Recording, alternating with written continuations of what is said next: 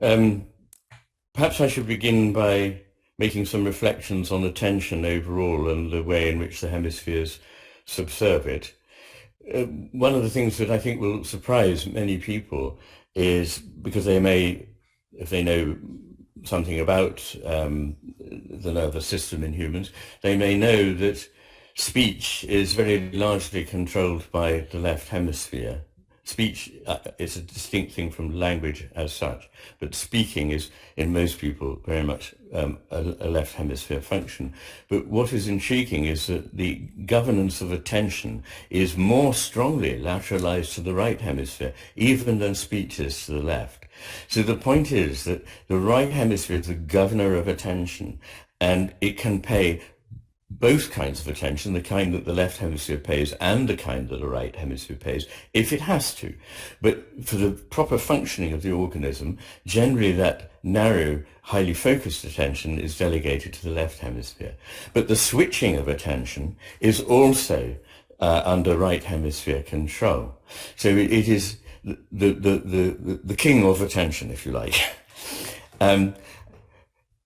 This is also evidence in certain things that happen when right hemisphere is dysfunctional to the attention that can be paid.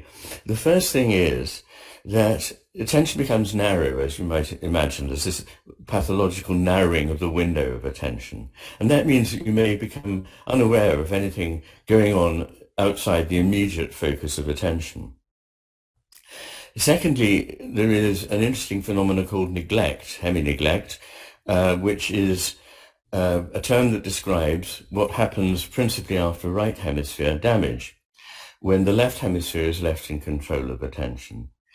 And the only part of the world, in some cases, that the patient, the sufferer, can see or can be aware of, I should say, is on the right half of space, including the right half of the body and the right half of everything, not just visually, but orally through the ears and so forth. So that's a rather striking difference. It demonstrates so forcibly to me that the left hemisphere is concerned merely with grasping. I have made this point many times, but it's quite stunning that it is so interested in grasping alone that it deals with and considers real only the half of space where its right hand does the grasping. That's a very odd thing. It very, very rarely happens, and when it does, it's much less marked the other way around. So it is a very strongly asymmetrical phenomenon. Then there is the fact that the left hemisphere has rather sticky attention, so it locks on to a subject. And this, of course, goes with its role as a predator. It's looking for something it wants to get, something to eat, something to use. And so it locks onto a stimulus that it knows is important to it, and it won't let go of it. After a right hemisphere stroke, after a right hemisphere damage of some kind, individuals sometimes find their attention arrested by often an inanimate object in the right half of the visual field, and they have to be sometimes helped to disengage from it actively. So the attention is narrow, the attention is only half a world, and it's very difficult to shift within that world. You get stuck.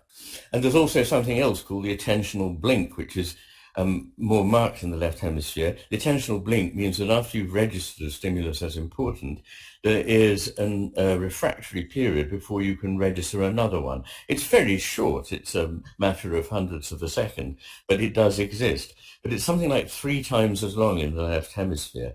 So you've got a number of features that show that it's not going to find it easy to construct a real world. But what's absolutely amazing from a philosophical point of view is experiments that show that people who are functioning only on the left hemisphere literally don't believe that the left half of space that would normally be brought into being for us by the right hemisphere, they just believe that that part of space doesn't exist, and they're not aware of it not existing. They also are not aware of it ever having existed or that it might exist in the future.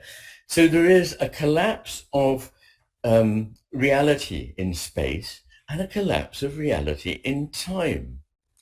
sometimes this is very marked. So, a person who is not in any way um, uh, delusional or mad will absolutely refuse to accept either that part of their body is no longer is paralyzed, no longer working if it's on the left. And they will sometimes even refuse to talk about it. So they carry on a conversation. And when their attention is drawn to it, they just absolutely freeze and stare. And then will only start talking again when it comes back to talking about the right side of the body. There's also a lovely experiment which I might mention, which because it's so beautiful, which was carried out by Bizyak and Rizzolatti, I think it was, in Milan in the 1970s. And this involved subjects who'd had a right hemisphere stroke. And they were asked to imagine that they were standing in the Piazza del Duomo in Milan, the cathedral square in Milan, one of the most famous urban scenes in the world, and to describe what they saw. And looking at the front of the cathedral, they recalled, quite orderly, the buildings that went down the right-hand side of the square.